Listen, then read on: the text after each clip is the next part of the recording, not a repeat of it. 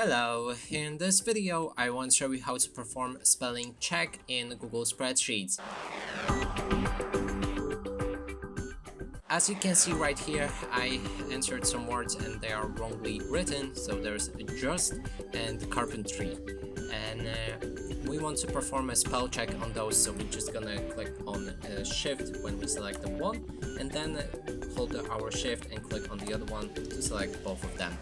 Then we can navigate to tools, and find the spelling, click on the spell check, and search for the rest of the sheet.